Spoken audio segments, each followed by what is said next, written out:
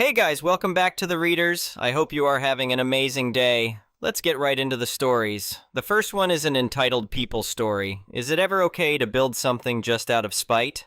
My neighbors sued me over my 10-foot garage, so I checked the county rulebook and discovered I could legally go much bigger. You won't believe what their backyards look like now. I never expected that living in the same house for 15 years would become a problem.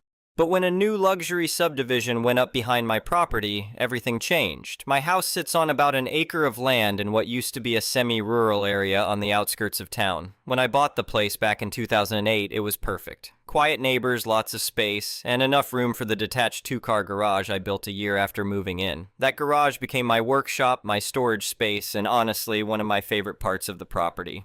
It was a simple structure, nothing fancy, just a basic 10-foot tall garage with sturdy walls and a decent roof. For over a decade, life was good. My neighbors on either side were friendly folks who'd lived there even longer than me. We'd wave to each other, help with the occasional favor, and otherwise minded our own business. Behind my property was an old field that had been empty for as long as anyone could remember. Then in 2019, a developer bought that field. I wasn't thrilled about losing the open space, but I understood property rights. The owner had every right to sell, and the developer had every right to build. The construction took about 18 months. They put up 23 houses, all of them in the $800,000 to $1.2 million range. These were big, modern homes with all the bells and whistles. The marketing materials called it Sunset Vista Estates, and made a huge deal about the western views. That's where my problems began. The first family moved into the house directly behind mine in early 2021. Within 2 weeks, the husband came walking up my driveway one evening. I was working in the garage when he knocked on the side door. "Hey there, neighbor," he said with a smile that didn't quite reach his eyes. "I'm Brandon. My wife and I just moved in behind you." I introduced myself and shook his hand, figuring he was just being neighborly. I was wrong. He explained very seriously that when he bought his house, one of the major selling points was the western view. He paid extra for that lot specifically because in the evenings he could sit on his back deck and watch the sunset. My house and garage, he claimed, were directly in his sightline and ruining his enjoyment of his property. He focused mostly on the garage, but kept referring to my entire property as the problem. I'll admit, I laughed. I actually thought he was joking at first. "My garage has been here since 2009, I told him. "It was here long before your house existed." He didn't find that relevant. He asked very politely at first if I'd ever considered removing the garage or maybe building something lower profile. Maybe I could put in a carport instead, something that wouldn't block the view as much. I told him no, the garage was legal, properly permitted, and I had no intention of tearing down a perfectly good structure because someone who moved in 12 years later didn't like looking at it. He left disappointed, but I figured that would be the end of it. It wasn't. Over the next few months, more families moved into Sunset Vista Estates, and apparently Brandon had been talking to them. I started getting more visits, different people, same complaint. My garage was blocking their views. Would I consider modifying it? Would I be willing to discuss compensation if I removed it? One woman actually suggested I tear it down and she'd chip in $1,000 toward building a new one somewhere else on my property. The entitlement was astonishing. These people had paid premium prices for houses in a new development and now expected everyone around them to modify their existing properties to maintain their views that, by the way, they had no legal right to whatsoever. I remained polite but firm. No, I would not be removing or modifying my garage. The harassment escalated after that. They started parking in front of my driveway when they had guests over, blocking me in. Someone kept filing false complaints with the county about everything from my fence height to claiming I had junk in my yard. I'd come home to find HOA violation notices stuck to my front door about issues that didn't exist or weren't actually violations since I wasn't part of their HOA. One neighbor started running his leaf blower at 7 a.m. on Saturday mornings right along my property line. When I checked my mailbox one day, I found a letter explaining that the Sunset Vista Homeowners Association was concerned about properties adjacent to their community and would I please attend their next meeting to discuss neighborhood improvement opportunities. I didn't attend. I wasn't part of their HOA and I wasn't about to let them bully me into thinking I had any obligation to them. Then came the letter from their lawyer. It arrived in January 2022, sent via certified mail to make sure I couldn't ignore it. The letter, written in that special kind of legalese designed to intimidate, informed me that I was in violation of good neighbor principles, and that my garage constituted a view obstruction and property value diminishment for multiple homeowners in Sunset Vista Estates.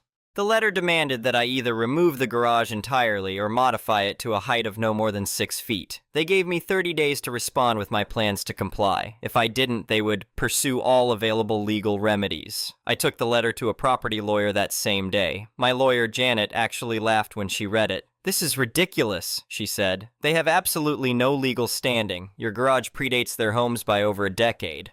It's properly permitted and up to code. They can't force you to do anything." "So I should just ignore it?" I asked. "No, we should respond," she said. "Let them know in clear terms that you will not be complying and that their threats have no legal basis. Sometimes that's enough to make people back down." We sent a response letter laying out the facts. My garage was built in 2009 with proper permits. It met all county codes and regulations. It existed long before any of the Sunset Vista homes were built, and I had no legal obligation to modify or remove it to suit their preferences. The letter concluded by noting that any legal action would be considered frivolous and we would seek recovery of legal fees. I thought surely that would be the end of it. Who would actually file a lawsuit they knew they couldn't win? These neighbors would, apparently. In March 2022, I was served with an actual lawsuit. 7 homeowners from Sunset Vista Estates were suing me. The lawsuit claimed that my property, specifically my house and garage, constituted a view obstruction, and that by maintaining these structures, I was diminishing their property values and quality of life. They wanted a court order forcing me to either remove the garage or reduce its height to no more than 6 feet. The lawsuit was absurd, but it was also real, which meant I needed to take it seriously. Janet assured me we'd get it dismissed, but that still meant paying her to defend me. Legal fees started adding up immediately. The worst part was the money. Even though I had a strong case, I still had to pay my lawyer. By the time we got to the first hearing, I was already into this for about $8,000 in legal costs for what my lawyer said should be a straightforward dismissal. But more than the money, I was angry. These people had moved into a new development, paid premium prices, and now thought they could use the legal system to bully someone into tearing down a structure that had existed for over a decade. The sheer arrogance of it infuriated me. That anger led to a lot of thinking. And some research, and eventually an idea. I pulled up the county zoning regulations for my property. My lot was zoned R1, single-family residential. I started reading through all the building codes, setback requirements, and height restrictions. That's when I found it. In my zone, detached accessory structures could be built up to 30 feet tall as long as they met setback requirements and were properly permitted. My garage was only 10 feet tall. I had been well below the maximum height all along. I sat there staring at that regulation for a long time. An idea was forming, and the more I thought about it, the more I liked it. If these neighbors wanted to sue me over a 10-foot garage blocking their view, what would they do about a 30-foot garage? I started sketching. I'm not an architect, but I know my way around basic building design. The garage was already structurally sound with a good foundation.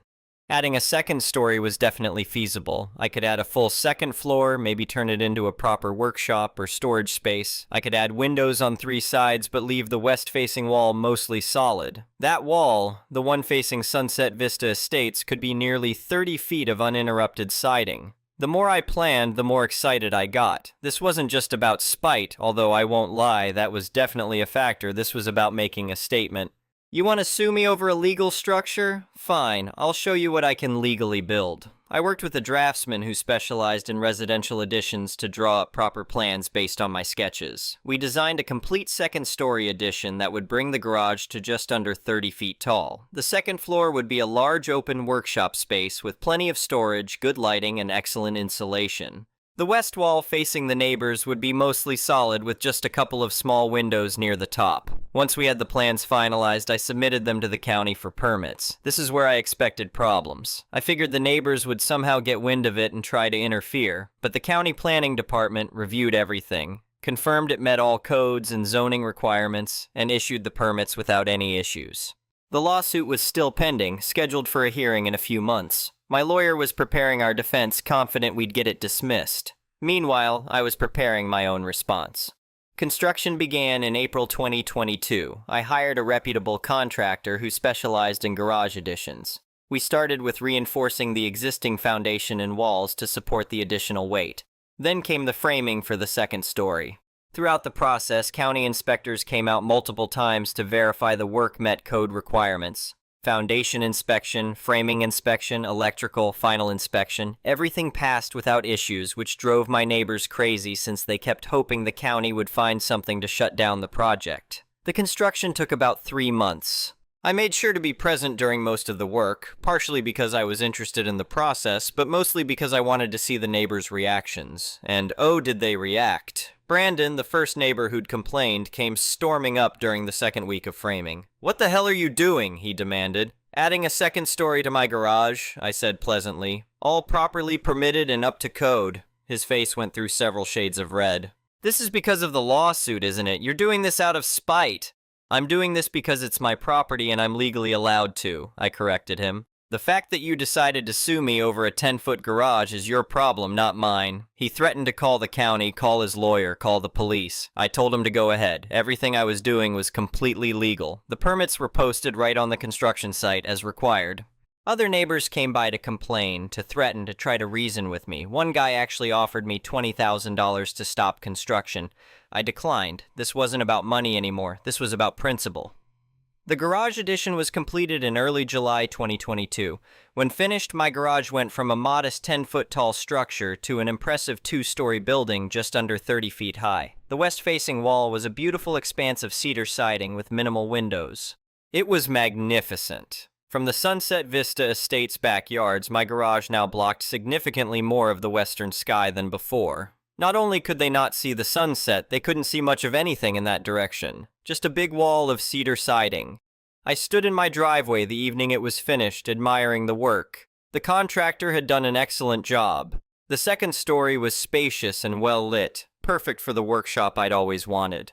The structure was solid, well-built, and completely legal. That night, I could hear raised voices from the houses behind me. I smiled. Within a week of the construction being completed, I received a new lawsuit. This one came from the same 7 neighbors, plus 3 additional ones. Apparently, they'd all been pooling money and coordinating through the HOA to fund these legal actions. When you have that many plaintiffs splitting the legal costs, it becomes easier to file even questionable suits.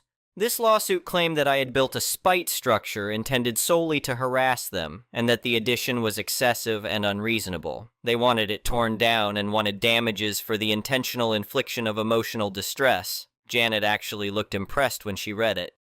"They're really reaching now," she said. "A spite structure claim requires proving you had no legitimate purpose for the building except to annoy them. But you've got a fully functional workshop up there, proper permits, everything by the book. This isn't going anywhere." "So what do we do?" I asked. "We file a countersuit," she said with a grin. "Harassment, frivolous litigation, abusive process. You've got documentation of everything they've done. Let's make them pay for wasting everyone's time."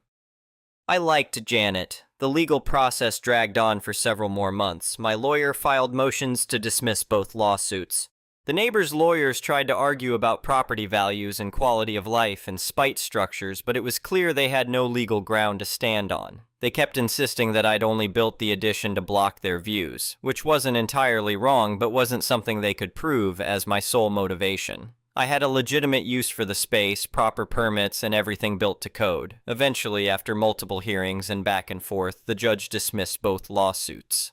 She made it clear in her written ruling that they had no legal standing to tell someone what they could build on their own property within legal limits. The written ruling included language about property owners' rights to build and modify structures on their own land within legal parameters. It noted that the neighbors had no legal right to views and that all my construction was properly permitted and within code. My lawyer was particularly pleased with how strongly worded the dismissal was.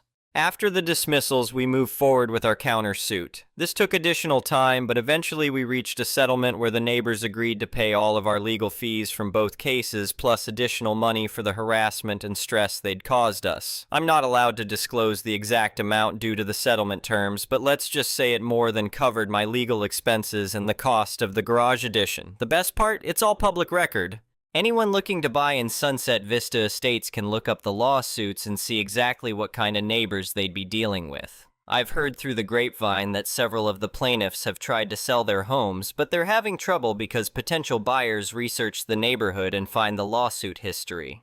As for me, I'm still in my house. I love my new 2-story garage.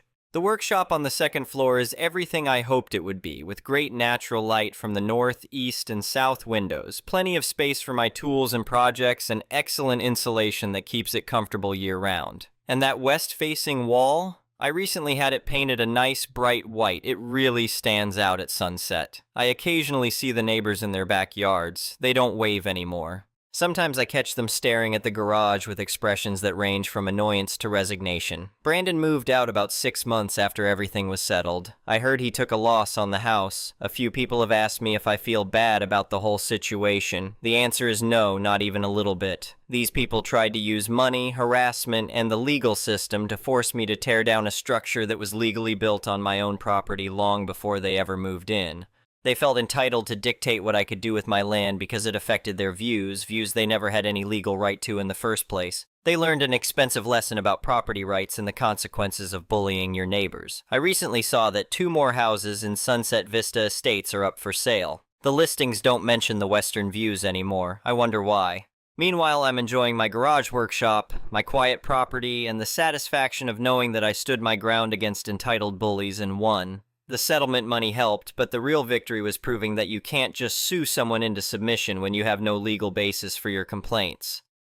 Sometimes I sit in my backyard in the evenings, which has a nice eastern view, by the way, and I can hear the Sunset Vista residents in their yards. They're not watching the sunset anymore.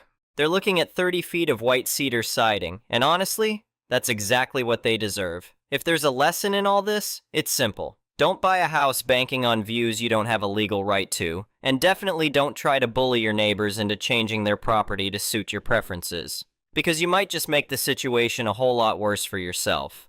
As for me, I'm thinking about adding some nice landscape lighting to really highlight that west wall of the garage at night. The neighbors are gonna love it. The next one is a pro-revenge story.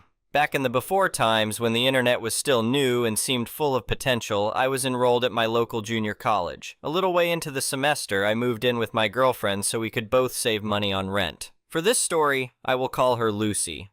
One evening, Lucy told me she had invited a friend from one of her classes over for a game night. That sounded good to me, so we invited a couple of other friends as well and ended up having a really enjoyable evening. Surprisingly, Lucy's friend, whom I will call Sarah, turned out to be someone I knew from high school. We had never been close, but we knew each other and had always gotten along. After that first night, Sarah started coming over regularly for dinner, game nights, or movies.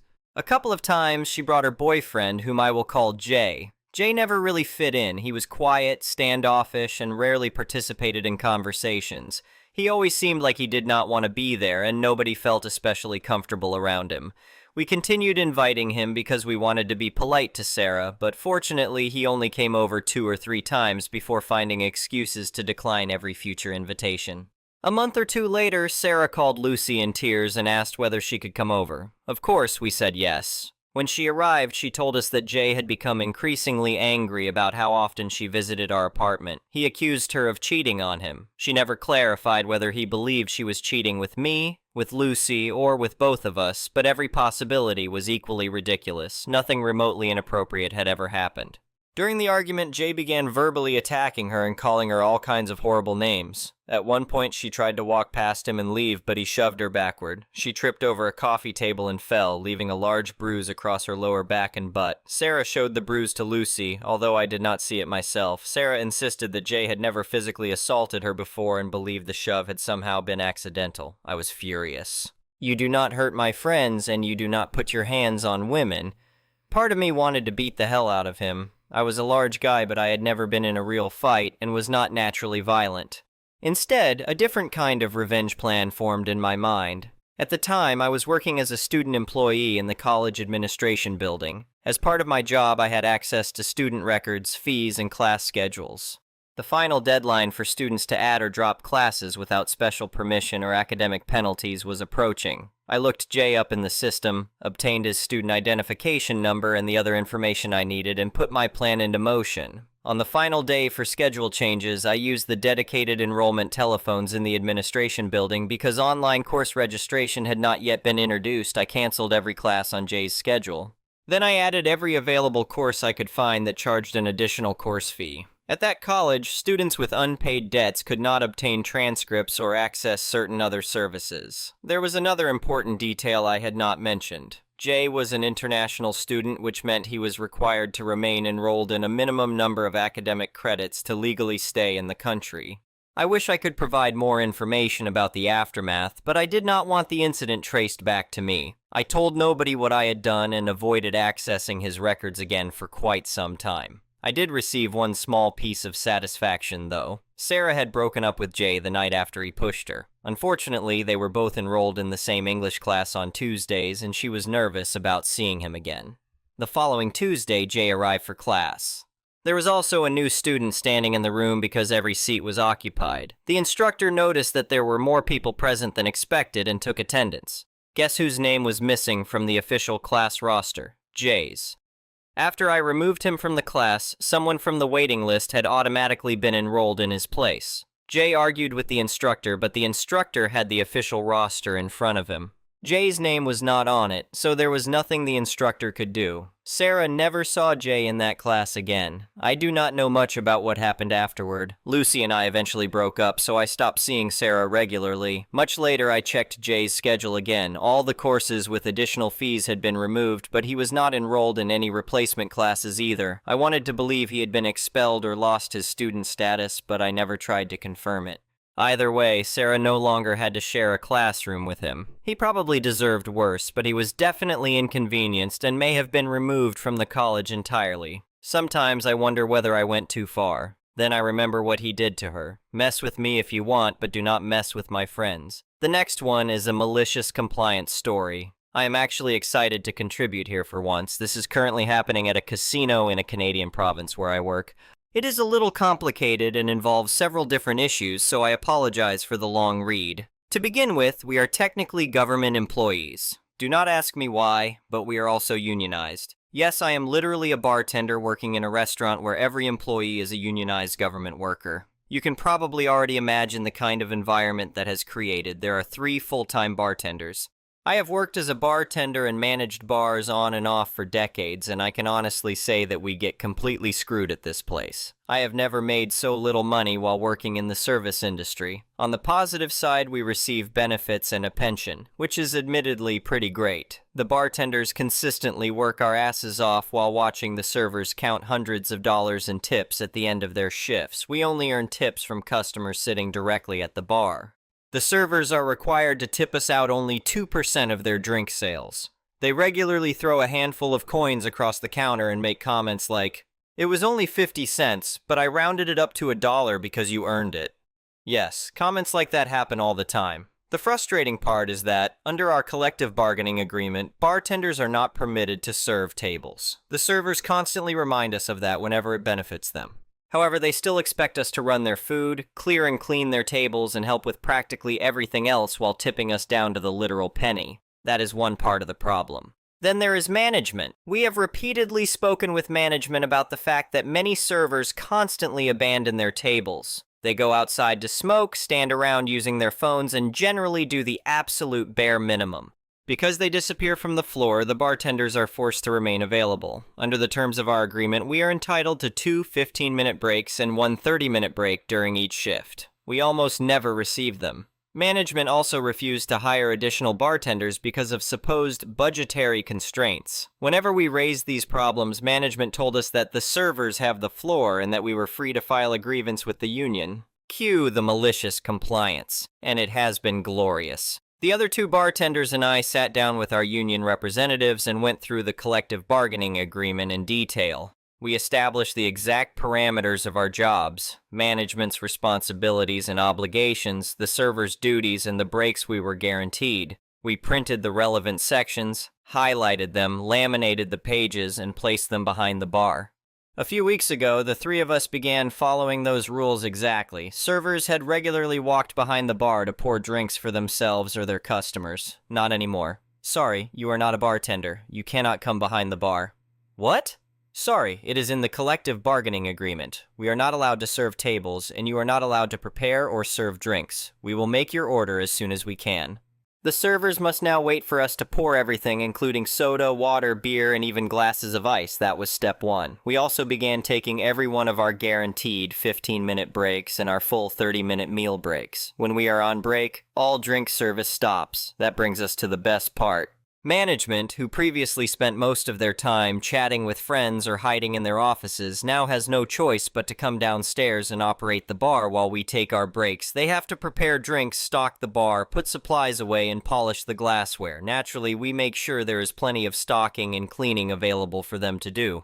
This is especially entertaining because our house cocktails have specific recipes and must be served in particular types of glassware.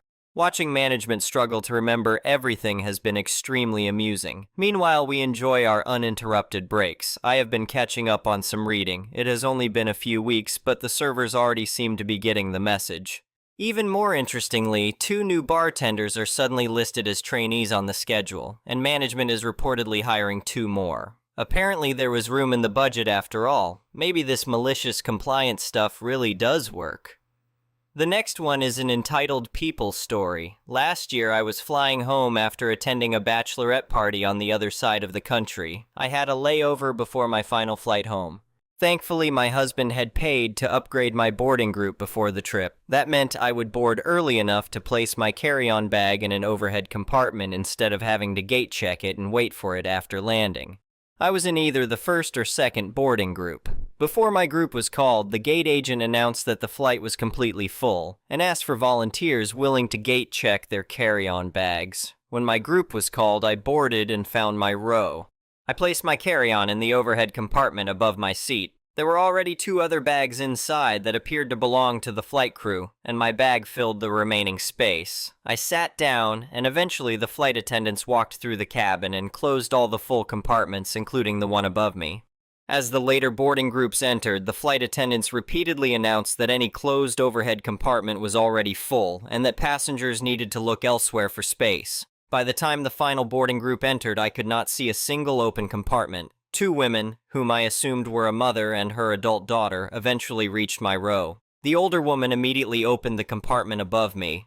When she saw that it was full, she scoffed and said something like, "Our bags need to go here." She then opened the compartment above the row across the aisle and scoffed again when she discovered that it was also full. I believe she opened at least 1 more before a flight attendant came over and reminded her that the closed compartments were full. The flight attendant then had to close every compartment the woman had reopened.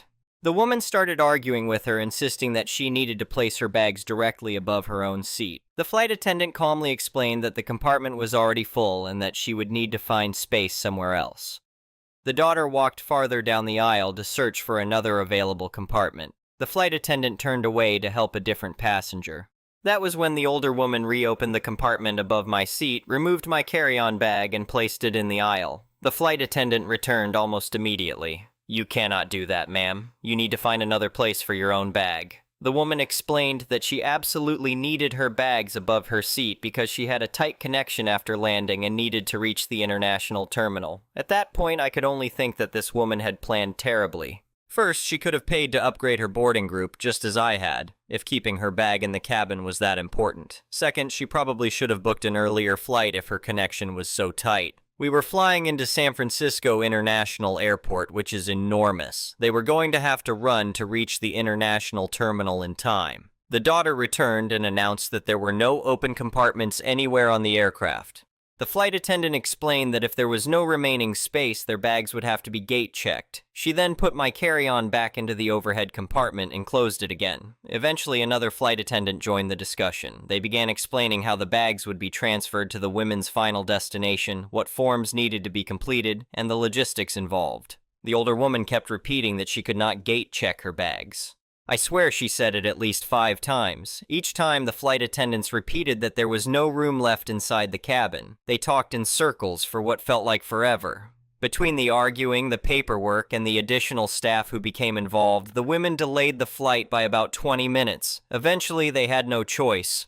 Their bags were gate-checked, and they completed the necessary forms so the luggage could be sent to their final destination. Then I realized I had to sit beside the woman and her daughter for the entire flight. The older woman spent the trip coughing, sneezing, and wiping her runny nose while spraying germs all over the place. Thankfully, I had a mask and disinfecting wipes. Somehow, I managed not to get sick. Before we landed, the pilot announced that several passengers had extremely tight connections. He asked everyone else to remain seated and allow those passengers to leave the aircraft first. He even asked the people with tight connections to raise their hands so the rest of us would know who needed priority. The entitled woman and her daughter raised theirs. The moment we landed, however, it became a complete free-for-all. Everyone who could stand immediately jumped into the aisle. I sat there laughing to myself because there was no chance those two women were reaching their next flight on time. Even if they somehow made it, their bags probably would not. Anyway, thank you for watching.